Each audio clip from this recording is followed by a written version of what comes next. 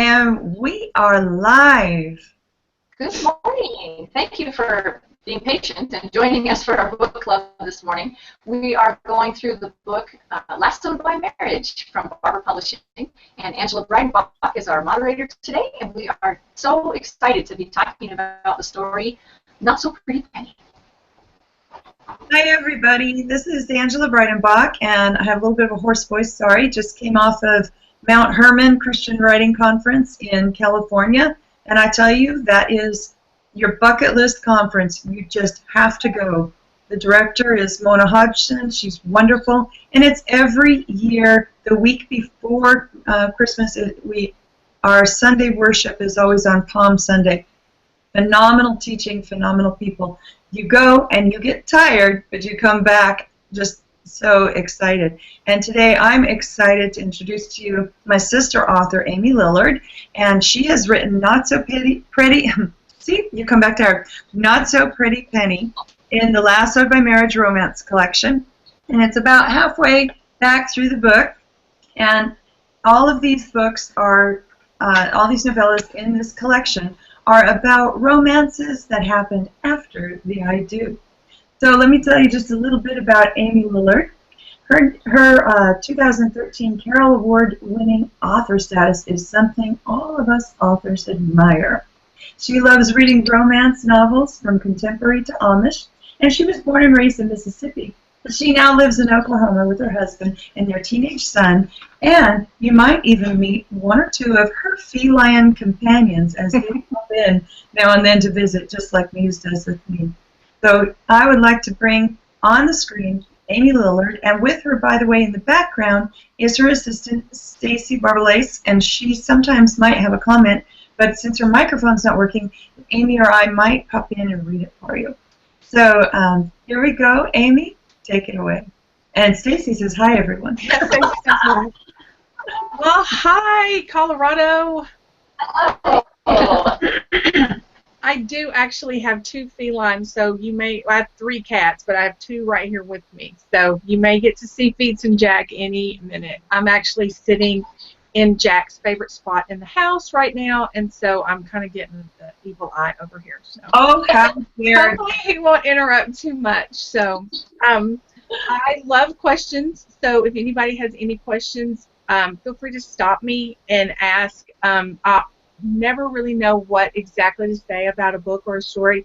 I know what makes me feel, but it's interesting to know what the reader wants to know about the story too. So I always love that. So don't feel bad if you want to stop me and ask a question. So I actually am known more for Amish romance than historical romance, which is a little bit odd, but then again, maybe not, because historical and Amish, the Amish tend to be a little retro, like historical, and different set of values and things, and so it kind of goes hand in hand at the same time and not.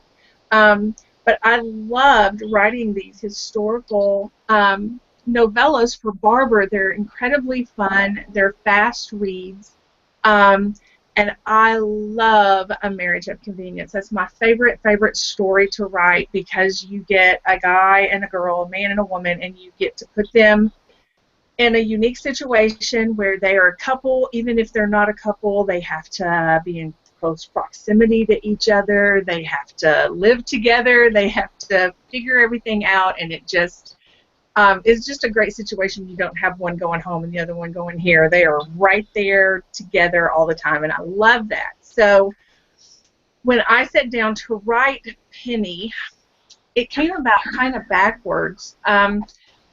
This was a unique situation, and the story came about by the title first. Oh, goodness, here comes Lucky. We have cat number 3 in the room.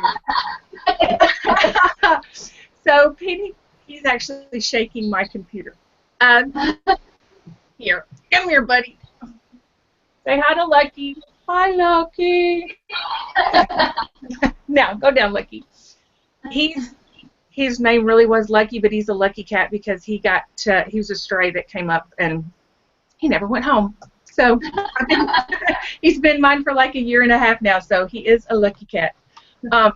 So Penny came about backwards. I love the little phrase, you know, a not so pretty penny. And so I got to thinking about a penny as a name, and what if she's not so pretty? Well, what does that mean, not to be so pretty, and how does that affect her life and her being? And Penny's story is a story of a hanging husband, which really did happen the Civil War, especially when you had an imbalance of men to women in the West that had shifted. It used to be there were more men in the West, and they did mail order brides to get the brides to come over, so they would have women to marry in the West. Well, after the Civil War happened, then there were all the, you know, it killed so many of the young marriage age men, and so you had this flip-flop of the imbalance.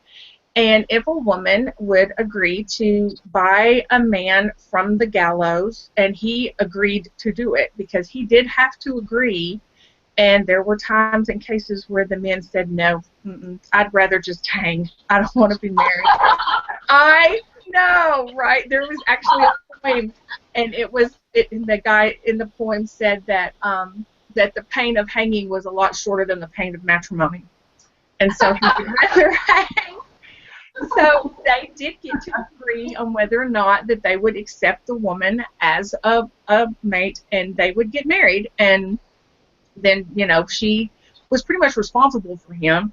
And that's what happens to Penny. She is in the situation where her dad went to war and her brother went to war, and they've not come home. And if you've read much about the Civil War, I mean, there were spans of years that it took these men to get back home, because they would be imprisoned, and they would have to get released from prison, and then they would, you know, I get sidetracked somehow. I mean, I've seen cases where men didn't come home for 5 or 6 years after the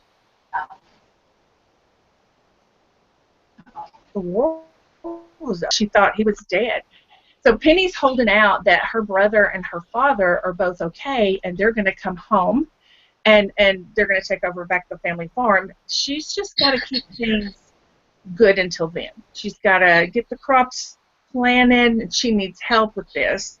And she has this suitor that is not so honest, and she knows this because he tells her how pretty she is, and she knows she's not pretty.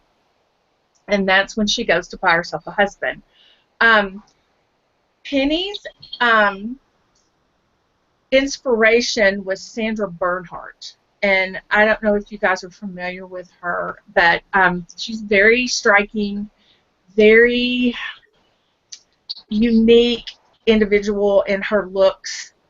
That there's something about her that's, I'm very drawn to her. There's just something about her that is unique to me. And even though she's not pretty in the sense of the word that we think is traditional, you know, blonde-haired, blue-eyed, or perfect figure, or, you know, everything, all the features in the right place, and no scars, and she's not pretty that way. And I loved writing a heroine that wasn't the most beautiful belle at the ball. And it was kind of neat to write someone that was prettier on the inside than the outside. And I love that she doesn't see herself that way at all. And, of course, he does, which just makes it perfect for me. There's Sandra Bernhardt. Yes. I've got pictures of her on my computer, and she is pretty, but she's not. It's just kind of unique. She's very, very striking. I think she looks like if Mick Jagger was a girl. I'm serious. Her lips are like, her mouth is really big, and she moves her mouth a lot like he does. But she's got really pretty hair, and she's got a really pretty figure, but she's just not traditionally what we think of when we think pretty. She's not Heidi Klum or any of those wonderful, beautiful Victoria's Secret models. That's not her. And she's tough. Penny's tough, and she's determined. On the other hand, Wash is he's kind of determined too, but he's going to stay just long enough to get those crops in, and then he's out. He is just out. He's got revenge on his mind. And so my favorite part of the story is the fact that he gives that up for her. Um, there's been a lot of other marriage of convenience where there were hanging husbands. One of my favorite books from eons ago, I think I read it even before I started writing seriously, was called The Wives of Bowie Stowe, and he is a hanging husband, and he's actually married already. Yeah. Oops. Yeah, but it wasn't an inspirational historical, but it's a really great book. I think Maggie Osborne wrote that. And then there's a Jack Nicholson movie called Going South. It's Jack Nicholson and Mary Steenburgen, and I'm probably saying her name completely wrong. And he's a hanging husband, and they just cat and dog, oil and water, just fight, and it's really, really funny. So Penny's name came about from the saying, "Not so pretty Penny." Wash's name came about from "Oh Brother, Where Art Thou?" I absolutely adore that movie. I think it is the funniest thing. And one of them's cousin is Wash. He's the one that turns them over to the police at the very beginning when they go up to the house and get their chains knocked off. And that's what his name was Wash. And I was like, how does somebody get to be named Wash? Okay, well, maybe he's Washington. I can do with that. Well, it'd be even better. He'd probably be George Washington. So that's how he got his name. I love naming characters. Though sometimes they make me name them what they want to be named instead of what I would like to name them. But I think every writer kind of deals with that sort of situation, because sometimes characters just do what they want to do. That was kind of how Penny came out, too. The last book chat we did, they were asking me questions about their faith element, because Penny does seem to be very, very faithful, very devout, and very trusting in God. And they asked me, like, how she came about that.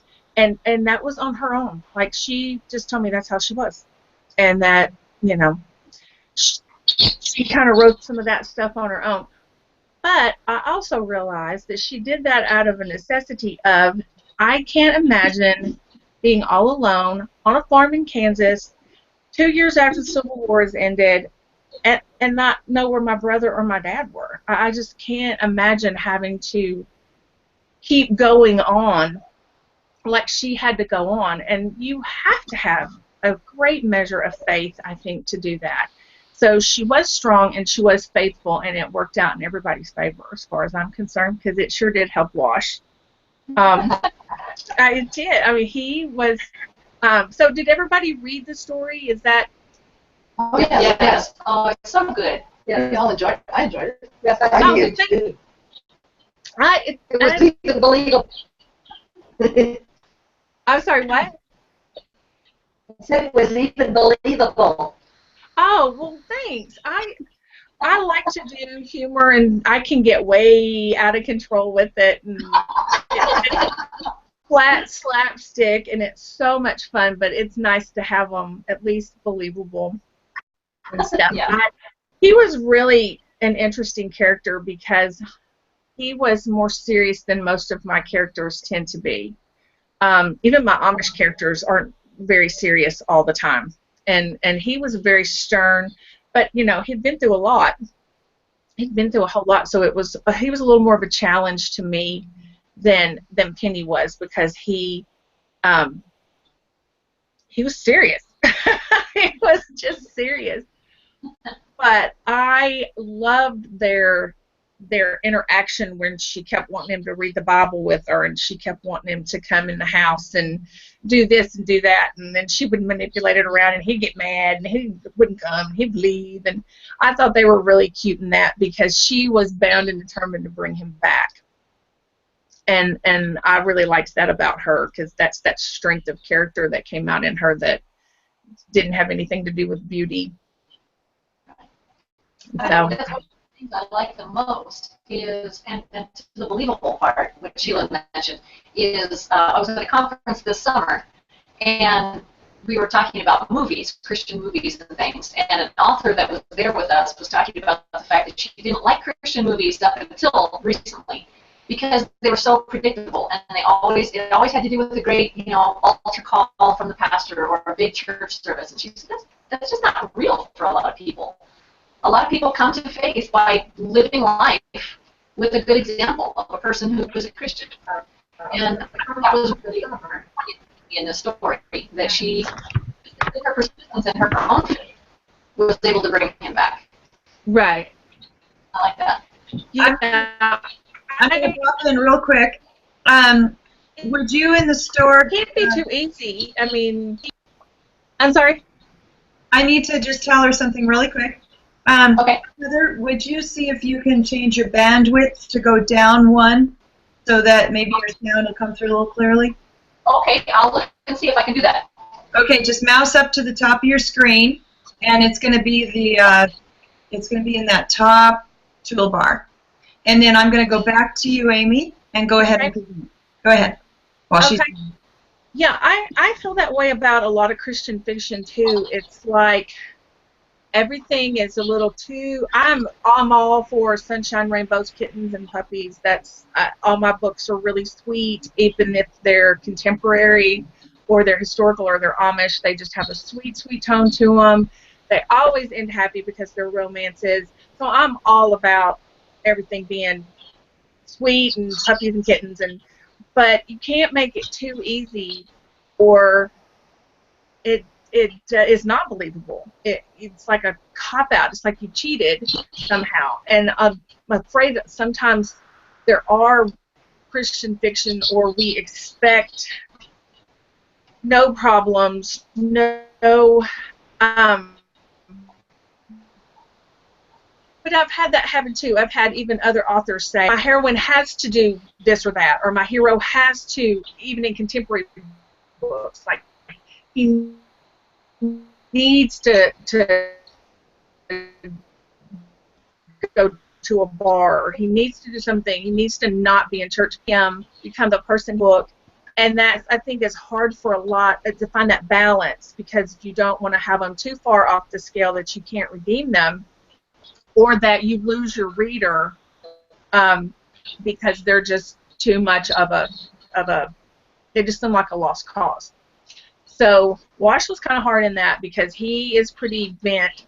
I love when I can take a hero and he thinks one thing, but you can just see that he's not that kind of person. Like, he thinks, this is all I want. I just want revenge. I don't care about anything else but revenge. But I'll get these crops in for you, and then I'll go. Well, that right there just shows that he has more to him than revenge.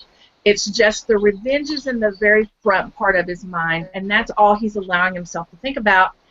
But this goodness in him, and this person that he was before the tragedy struck him, is still there. And so that I love then that she brings that out of him. And he realizes that the revenge that he would get for his sister would ruin the life that he could have with Penny. And that's one of my favorite things to do. That's one of my favorite things to do. Let's try and see if we can do some questions from you all there at the Greatest Gifts and Scripture Supply Store in Pueblo, Colorado. Any questions, ladies? How many other books have you done? How many other books have you done? Yes. How many books Have you written? How many books have you written? Novellas with Barber. I started off. I have a really unique career.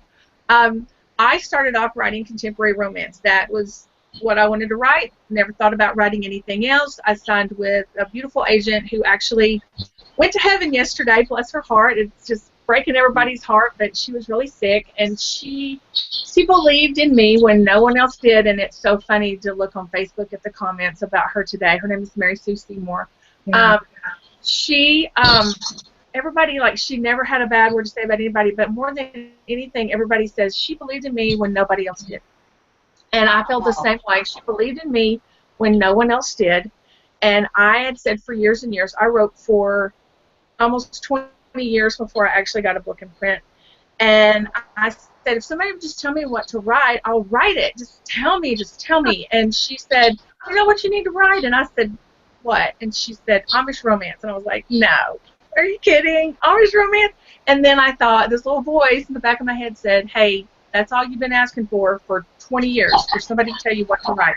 somebody just told you you need to get your butt in the chair and write it. So I did.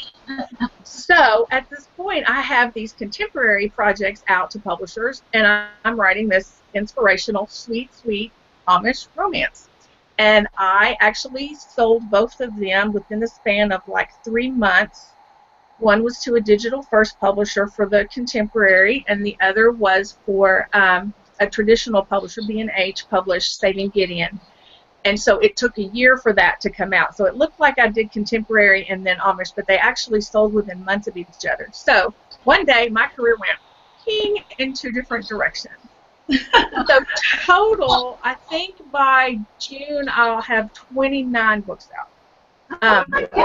But like 10 of them are contemporary, and 7 of them are Amish, and 4 of them are historical, and 4 of them are mysteries, and so I'm a little all over the place. Can you say ADD? But I love writing, and I have different characters, and different characters present themselves to different stories. So I write for a living before I was really ready to write for a living. And so when you do that, you take projects on that maybe you wouldn't have thought about taking on before, which is why I now write cozy mysteries. I never thought I would write cozy mysteries. But I do. I do. So I've got several books out. The Barber collection, I did The 12 Brides of Christmas. I have a story in there called The Gingerbread Bride, and I completely love that story. It's a silly little story about a girl who is in love with this guy so very much that she wants to have him fall in love with her. So she, in a desperate attempt to get his attention, goes to the crazy lady at the end of the lane and trades her second best dress for a bag of love herbs. And then her sister guilts her out of doing it, but she's already baked the herbs into a cookie, and he asked her to marry him. So now she is under this, oh my gosh, does he really love me, or is it this stuff I put in the cookie? And so it's just crazy little historical tale, and it's about trusting God. She didn't trust God for him to love her like she was. She had to go out, out. And then there's the 12 Brides of Summer. The print version of that releases in June, and it's her sister's story, and it's her chance at love. And then I did an Oregon Trail story with Barber, the 9 stories in the Oregon Trail, which I just adored that story. I was writing it and wanted to write like 4 more just on the Oregon Trail. The Oregon Trail is just so interesting. So incredible, and so many stories that were on there. So that's another really good one. Those are the 4 historicals that I have out right now. Everything else is Amish. I have an Amish book releasing actually next week. And if you like Amish at all, I know it's a very niche market. Here I am, romance author, and somebody says write an Amish book, and I said okay. So I did an Amish book the way a romance author would. I sat down with my romance plots and went fish out of water, secret baby, marriage of convenience. Okay, I'm ready. And that's how I sat down and plotted it out. And so my Amish stories tend to be a romance in which the characters are Amish instead of an Amish story and there's some love in it too. So I think it makes them a little bit different. Not that one way is better than the other, but I have a lot of people read my books that I would have never imagined read an Amish book, and I think it's just because they're romances first. And her assistant, Stacy, posted for us that the title is Just Plain Sadie, and it releases on March 29th. Right. It's book 4 in that series, but you can read them out of order and not be lost. Oh, that's nice. Yeah, but the only thing is you'll know who Caroline chose in her book and who Emily chose in her book and what happened with Lori. But you can still read them and enjoy them. To me, a romance is about the journey. I mean, when you sit down to read a romance that you're going to get a happy ending. That's why I write them. So I think it's about the journey and how they fall in love and just the whole, where else do you get to fall in love every time you pick up a book? I mean, I've been married one time. I'm still married to him. We've been married forever. and I probably will never ever get married again. And so it's kind of nice to fall in love, when I pick up a book or write one. It's nice to fall in love with Penny and Wash and Maddie and Harlan. I thought that's my favorite thing. That's my favorite thing. What other questions do we have? Sorry, you gotta go. I was really hoping to know if the brother and father made it home. Oops, my camera froze. Hold on, sorry. There we go. There we go, we're back. Did you hear the question? No, I couldn't hear it. What was the question? I was wondering if the brother and father made it home. In my world, yes. Oh, good. Yes. In mine too. I just want. Yeah, it really wasn't a space for it. I mean, that's one thing about writing the novellas that's it's kind of challenging. Now, depending on how long the books are, they still give you a parameter of it has to be within this amount of stories. And I think we only had 25,000 words for that, Angela. I can't remember now. It's been too long. But that's not a lot of words to. I mean, I have a novella that's like 40,000 words. So 25,000 is just nothing to try to get a story in. So you didn't have a lot of room for any tangents. But yes, I think they made it back. And I've often thought about them, their story, like what happened to them when they came back. Did they find love? Because, her mom's gone. So did her dad find love? Did her brother find love? What's happened to the farm? Maybe I'll write that someday. Anyway, definitely. Yeah. What did you say? That would be a neat continuation. Yeah. That's what we did with the 12 Brides, because we started off with the 12 Brides of Christmas, and then they were well received, and we had so much fun doing it. We said, hey, why don't we all get together and give them 12 Brides of Summer? Does everybody have a continuation story? And I think 9 of us did. So that's why you get to visit with Grace and her find it love. So I like doing stuff like that. It's fun to go back and visit because it's like being with friends again. Yeah. I was thinking about the concept of her being able to pay him out of jail. Did that really ever happen? Her buying him out of jail? Yes. Is that true? Is that a true concept? Yes, they actually have hanging husbands way back into medieval times, where if a woman was willing to buy him and he was willing to go, then they sure could do that. But it became an ordinance in a lot of places in the West after the Civil War, just because it wasn't all over. Like, it wasn't every town could do it, but in my understanding, it's really funny because it's hard to find a lot of information about it, but it did happen. And it was just because there was such an imbalance of men, and they needed them to work the land. So they surely did. Yeah, it's like mail order brides. Those really happened. I think it's really interesting how you get this back and forth between there's too many men and then there's too many women and not enough men, and this back and forth as we go through history and we see this happen. I think it's a funny irony. It really is, and it's interesting how that it's affected by what's going around. So when the gold rush happened, that's when the men flooded west, and so the women who were left in the east, if they weren't married already, or something happened to their parents, or they were married and they were widowed, they really didn't have a very good way to support themselves. And there weren't a lot of men around to marry because the men were all off in the gold fields now wanting to, make it rich. And so a lot of those women did go because it was either that, become a washerwoman, or worse. And they didn't want to do that, then they pretty much, it's almost a form of, it seems like almost a form of prostitution. They sell themselves to a man to take care of them. but I'm sure would be really the real deal in the East. So they got this adventure, went west, and found themselves a husband to help support them, and they didn't have options. It wasn't like now, you know. And so then when the Civil War came, and then there were all these women, and then there were no men. So it's just funny how that historical stuff, the imbalance comes from an event, is what I think is so neat, and how that affected the whole dynamics of the country. Yeah.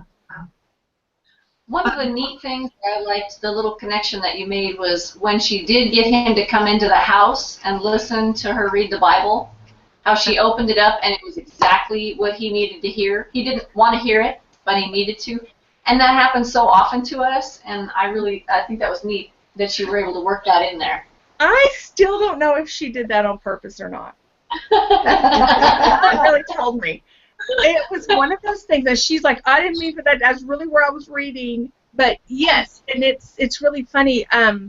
Stacy and I talk all the time about signs, and something happened yesterday, and she was like, this is a sign. And I'm like, yes, it is. And it can be a little bitty thing, or it can be something huge, but that was what it was for him. It was a sign, and whether we want it or not, a lot of times it's in front of us if we can just, you know, trust in God like Maddie didn't, and to him to lead us where we need to be. But I love stuff like that too. It's because I see that in every day. Like I said, we had a situation yesterday where we said, hey, this is somebody's trying to tell us something, you know, and we need to listen.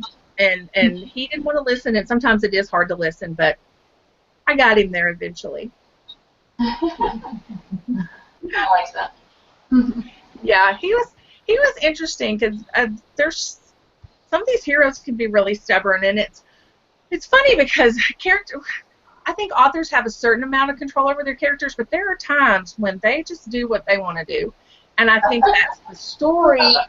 I'm a big Stephen King fan, and I think he is a miraculous writer. Whether his books scare me or not, he knows what he's doing, because he scares you, and that's what he set out to do. But he gives the best advice. And one of the things that I read by him was that stories are complete. They're already there. It's like an archaeological dig when you write. So the story is there, and it's in the ground, and your job is to extract it out as intact as it possibly can stay without chipping any bones off or chipping any little pieces off, and then present it to the world. And if you can get it out of the ground as intact as it should be, then you're good. And I think that push and pull is when the author's going, no, I want to do this, and the character goes, no, this is how the story's supposed to be. And it's interesting to see who wins. It's interesting to see who wins, because usually it's the character that wins, and I think that's just that story already being an entity, and us just trying to pull it out of wherever it comes from, because who knows where these things come from. Angela, do you know where these things come from? No, I've gotten them from driving down the road, to sleeping, to talking to somebody, to finding a document, and all of a sudden these things just it just explodes in your head, and then there's people in your head talking to you and wanting to tell you things, and I have a story that I need for you to write. And it's really odd, because even if I get a call out, even if somebody says, hey, we're looking for stories about marriages of convenience, go, I love marriages of convenience. What would be the best marriage of convenience? Mail order bride. I want to make a mail order bride. But it's from starting there, it's when you start to do that research that stuff starts coming in too. So even if you sit down and try to make a story, somehow the story makes itself known. Yeah. Yeah. Writers are a weird bunch. I think everybody, it's around everybody. It's just that some people are wired different to see things differently. And what we do with that knowledge, whether it's make a story, write a song, write a poem, I think everybody has a different medium. Yeah. I was listening to an interview with Matthew West on the radio, and he actually inspiration from his songs from the people that listen. He asks people to write in and just tell a little bit about their story, and he'll pick something from there, and like you said, it kind of tells itself, and he's amazed at how many people can give him just a little snippet of their life, and he writes the story in a song, and they write back, and, that's my life. How did you know all that?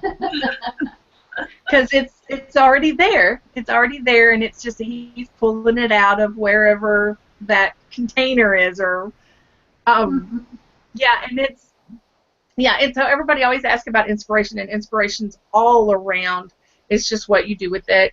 Whether you look at something and go, I need to change my life because of this, or you look at something and go, I need to write a song. I feel like haiku coming on. You just don't know. But I love when people come to me and tell me things about my books. Because sometimes readers will come and say something, and they will tell me something that I hadn't even realized was part of the book. Like it just came out. So the whole thing with Maddie, the gingerbread bride, and her not trusting God, I had so many comments on that, and then I was like, hey, wait, she didn't trust God. Like she's a preacher's daughter, and she manipulated every part of this relationship to get what she wanted because she wasn't trusting God. But it wasn't something I sat down with and said, I'm going to write a story about a girl who doesn't trust God. That wasn't what happened. So when people were coming to me, I was like, hey, people are getting things from this. Readers are finding morals and values in this that I didn't even intend to be there or didn't think about being there to begin with. So it was really neat for me to see what other people gleaned from my story when I just wanted to write a cute little story about a girl and some gingerbread cookies. Yeah, so it's really neat how that stuff starts to come around and be something different than, or bigger even than what you thought it was going to be from the beginning. I love writing these historicals, though. They're so much fun. Can I introduce a special guest with us today? Yeah. Please. One of my friends, he writes nonfiction, but this is Steve Repack, and he has written the book 6-Week Money Challenge. And let me see if I can pull up a photo for you so you can see that book. And he had never seen one of these Google Hangouts before, so it's really fun. We're getting a chance to meet Steve open. Now he's fixing his line. Oh shoot! I didn't even give him much warning. So say hi, Steve. Hey guys, how y'all doing? It's dark where I'm at, and I promise there's light in my office. For some reason, it's just looking so dark for some reason. It's the backlighting from the windows. The backlighting? All right. Yeah, you're fine. I'm going to really quick just show everybody what your book looks like and just kind of bring it up to the screen. Okay, is it backwards or can you see it? No, it's back. We can see it. Yeah. Steve is really, really fabulous with helping people learn how to handle their finances. And he travels all over the world, really, because he just got back from Germany. Anyway, I just wanted to introduce you and let you know about him. And lots of authors and guests are coming in and starting to watch all of these Hangouts, and it's a lot of fun. So Steve's over in North Carolina, and he'd be available to do another one in the future. For you all, so we can talk about that. But just saying hi to Steve. Hey, Steve. Thanks for joining us. Well, thanks for having me on, ladies. I appreciate it. And we know that you're in your office, so if you have to do anything, it's okay. I just thought it would be fun for them to meet another special guest author. I appreciate you. You're special, Angie, so I really appreciate you. I feel loved, especially coming back so tired from Mount Herman. Thank you, Amy, for letting me take a moment to introduce you. Oh, yeah. And that's Steve Repack, R-E-P-A-K. So, yeah. Anyway, back to gingerbread women and monkey heroes. Unending tangents. So, I was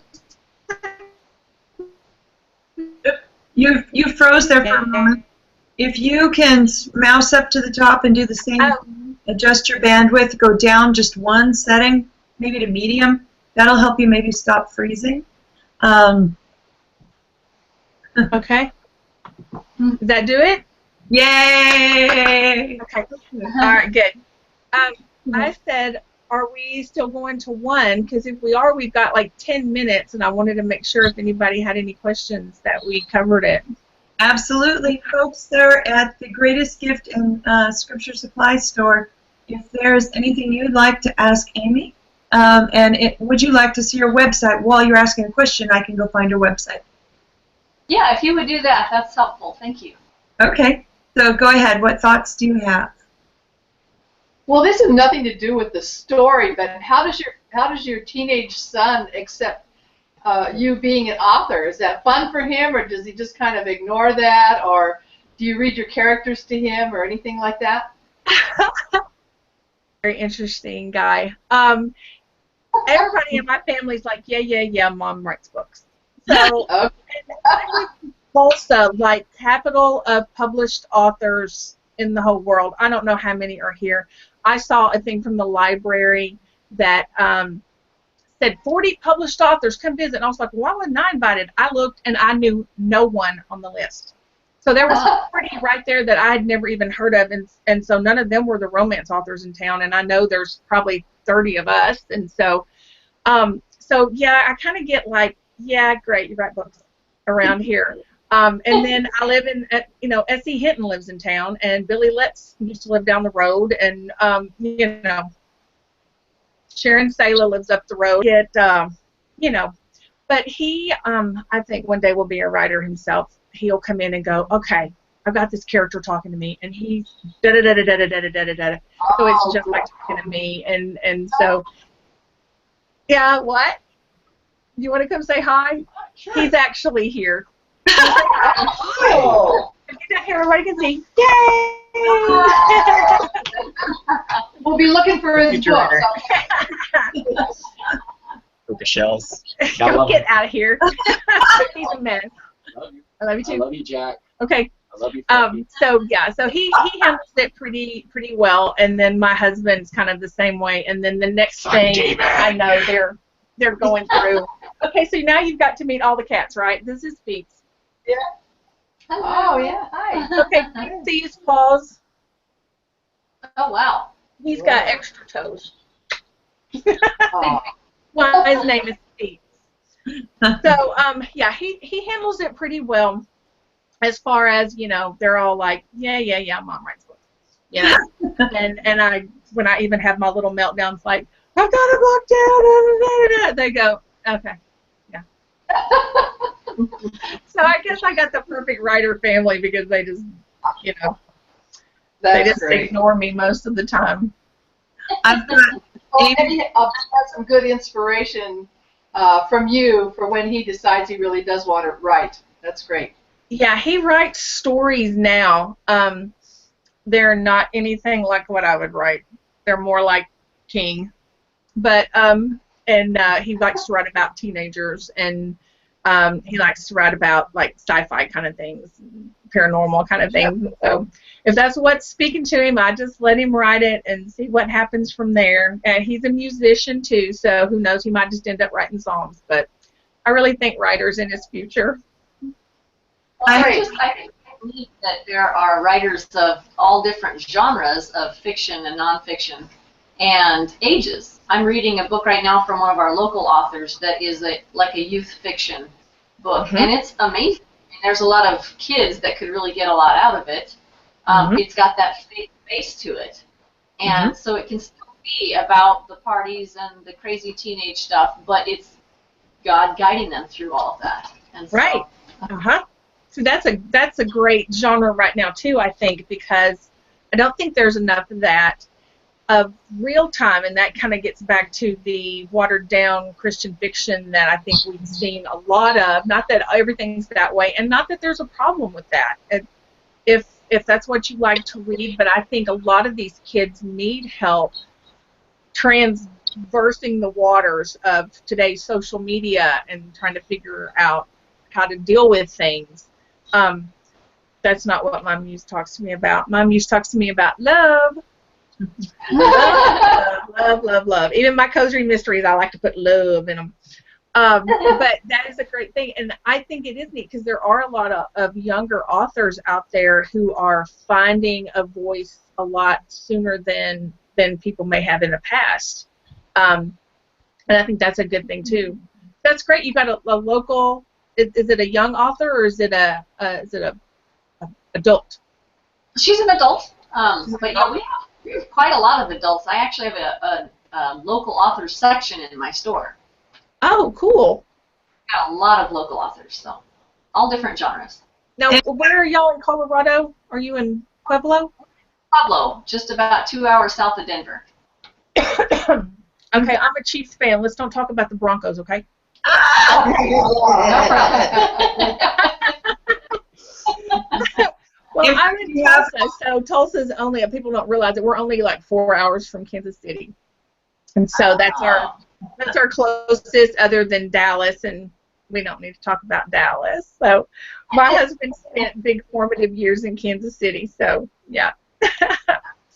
We have a author on right now, Diane Butts, and she put in the comments, "Go Broncos." Diane, I liked you until now. I liked you. I like it. No, there's a house 2 doors down, and they just moved in, and like I know they drove by and saw our Kansas City flag and put their Bronco flag up. We were like, it'll be our year soon. I've never been to Denver. Or in Colorado at all. I'm kind of a homebody, I guess. Excuse me. We spent a lot of times out. We spent 5.5 years in the Caribbean. And one day I'm going to write a book set there, but not yet. Hadn't done it yet. Actually, I did. Excuse me. My very first book, my sister-in-law and I started writing while we were there. And people always said, what did you do when you were in, the Caribbean and you didn't work? And I said, no. Yes, Diane, I will like you again now. They said you're not going to work. Like, you've worked all this time, and you're just going to go there, and what are you going to do? And I'm like, I'm going to lay in the sun. That's all I'm going to do. And they're like, you're going to get bored. And I said, yeah, I did get bored. I got bored enough that I wrote a book. And my sister-in-law and I started a pirate book, and it was 1992, and I remember this because it was the 500 year of Christopher Columbus in the Caribbean and discovering America, which, discovering America. And so everything was about this, I don't know, what is it, quintessential anniversary. And so there was, Columbus all over the place. And she was like, we can write a book. And I'm like, yeah, we can. And so, we literally wrote it on notebook paper. Oh, wow. I don't think it will ever see the light of day. And both of us are scared to read it because we think it's just brilliant and beautiful and this wonderful love story, and neither one of us want to read it to find out that it's not. We'll probably never get it published because neither one of us will edit it. Oh, so send it here. We'll kind of funny, yeah. Let's send it to me and I'll read it for you. No, because then you would probably break my heart and tell me it wasn't good. No, I'm kidding. It's probably not. I read a piece of it the other day, a couple months ago, and it made me think of that scene in Throw Mama from the Train where the woman's reading her work, and she's like, hey, Dave, we really did it, didn't we, Dave? We got him. Yeah, said Dave. And it's like this worst interaction dialogue that ever has been written, and I'm like, oh, no, yeah, not going to read this and find out that it is. But we wrote that book together and then wrote a couple of other things that we were making into books, and then life happened and this and that and the other, and so she's not writing at all anymore, and I started writing contemporary romance, and so it's just life went 2 different ways, but one day maybe, but I doubt it. Like I said, both of us are we're a little bit worried about breaking that image in our head. We would like to think that it's just brilliant, even if it's not in print. Just let it go. But I would like to write another book down there. So then I had to go back and do research. I think we should do another anthology. Only we'll set it in the Caribbean. We'll do pirate stories in the Caribbean. I think. I have a varied career, and I'm talking to my agent yesterday, and I'm like, she's like, I need this and this from you, and I'm like, okay, I've got Texas baseball, I got Mississippi hockey,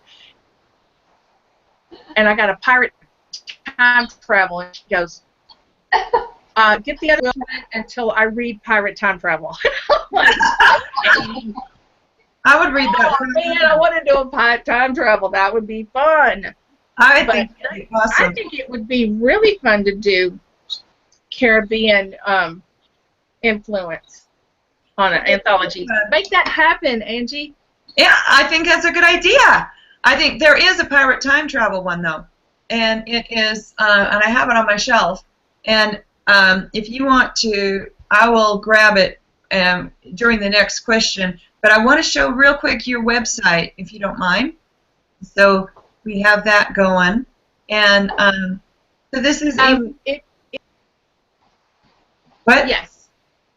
Did you want me to give the link to my website? Yeah, go ahead.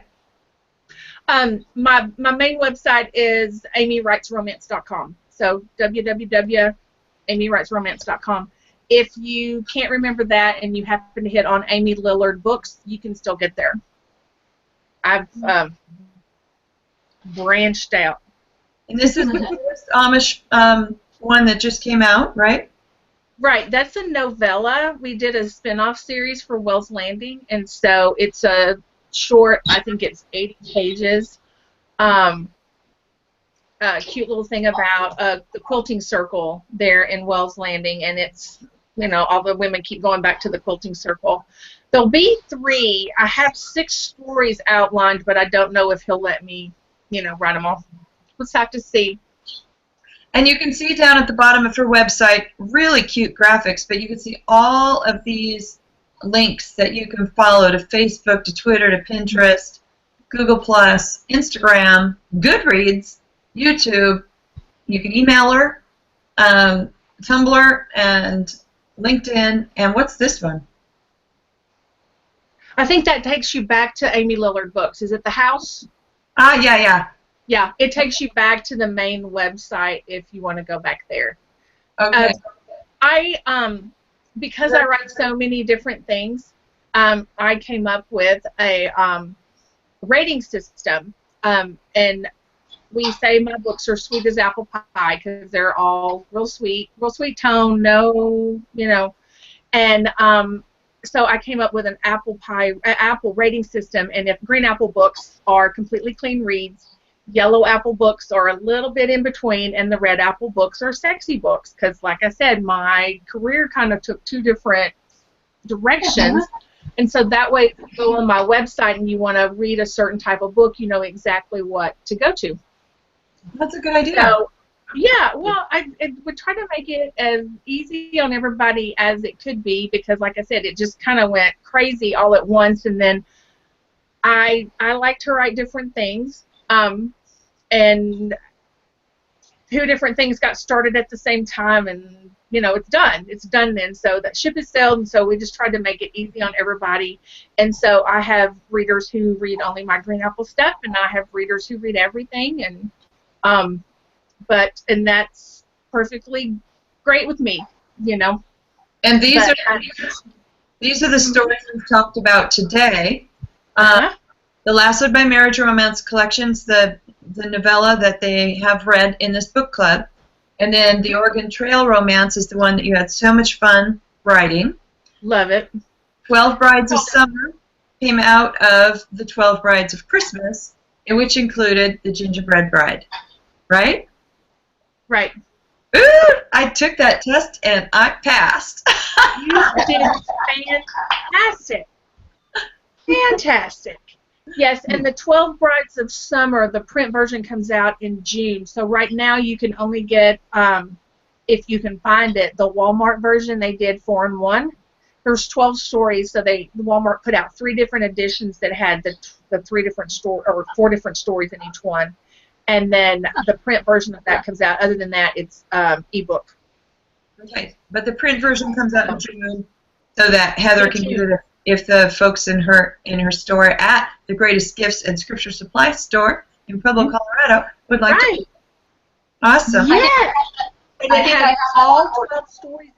You what? I said my barber rep was here last week, and I think I have that on order now. Oh, yay! Cool. Congratulations. Yay. Amy. It There's some has nice. all 12 stories, so it's kind of neat since you get to read them all then. Very nice. Well, we are coming toward the end of the time, even though we got a little bit of a late start with the sound problem. So if there is anything, I'm going to ask Amy if there's anything that you would like to say before we close, and I'm going to ask all of our watchers and listeners if there's any last questions. So Heather and gals there in the store at the Greatest Gift and Scripture Supply store in Pueblo, Colorado, do you have any questions or comments or thoughts about Amy's book or anything about her career or anything? Would you ask that now? We just loved it. Loved it. That was good. It was good. I just want to say one thing, and I really like the idea of having the authors in this form, because had you been invited to come to Pueblo to speak to us, you might not have made it, because we've had rain and sleet and snow and blue sky all within 3 or 4 hours today. So it's Wow. nice that we could just hear in the comfort of the comfort zone and listen to you and be with you. So Yeah. these are great ideas to have authors this way. It's really been enjoyable for me. Yeah. Thank you for taking Yeah. the time. Thank you. You're welcome. Thanks for having me. I think it's really fun, too, because, like I said, I'm a homebody. I don't like to travel. No. Isn't that terrible? No. Then you have to pack, and then you have to figure out what you need, and then you get there and you forgot something, and it's still, yes. How to stay home. That's right. I'm a terrible homebody. But this is a good way for me to, I can get out and stay at home at the same time. It's great. I love Great. Okay. Thank you. Fabulous. But I really appreciate you guys reading and letting me come and visit your book club. That's just awesome and fun. And if anybody has any questions later, because that's what usually happens, I have a contact me link on the site, and it goes directly to my email, and it doesn't hit spam. So that's the bestest way to get in touch with me. If you have anything else you need to know about a book or anything, just email me. I'd love to hear from people. Thank you. Thank you. Thank you. And you all just lifted me up today, coming off of that Mount Hermon High and being exhausted in this gravelly voice, to hear that you really like these events and that kind of thing is just super special and really encouraging to me doing these with y'all, but I know to all of the authors that are wanting to find ways to connect with readers and enjoy connecting with readers, but like Amy said, it is hard to get out and go to every single book club and every single event that's out there, and then come back and try to get back into your zone of reading. So Yeah, because I'm going to turn off my computer in a sec, maybe go grab some lunch, and then in half an hour I'm going to be back in writing my current writing project. Yep. So it's so easy that way. So much easy. Good luck. Thank you. Thank you very much. And Thank Bye. you. thank you so much for having us today. I'm just going to pop in here really quickly and make sure that everybody who's following us on video knows that we are talking with the authors. There's 9 of us in the Lassoed by Marriage Romance Collection from Barber, and we have just had Amy LIllard on. Next week we will have Gina Wellborn on, and Gina's story is called All's Fair, and it is set in Kansas of 1900. That's in the Barber's collection, the Lassoed by Marriage Romance Collection. And then we'll continue after that, but I'm just so delighted to be with you here today, and delighted that Amy could be here, that Stacy could be here, that Diane's popping in even though the weather kept her home, that all of you there can be with us. It's just been so delightful. And by the way, Heather, I got your card in the middle of the night last night when I arrived home, and I thank you so much. That was just really uplifting. And I'm going to teach our authors something here. I'm going to do something real quick. Heather, is it all right with you if I use a quote from your card as an endorsement for these kind of events? Absolutely. Woohoo! That is so cool. So, thank you. And is there anything anybody else needs to say before I take us off air and start processing our video over to YouTube? Because you can find all of these events at the YouTube playlist, Lassoed by Marriage Author Events. Each one of these is being recorded, and if you've missed one, you can catch up and have fun with us, and you can link and share them too, because it helps everyone have a lot of fun with authors, and it helps authors sell books, and that's really important because groceries are very important. Groceries are good. So Thank you so much. thank you. And we'll see you then next week when we meet Gina Wellborn, and she's another very fun author to visit with. So thank you, and thank you, Amy, for being with us. Thank you. Bye. Yay. Bye, everybody. Bye-bye. Bye.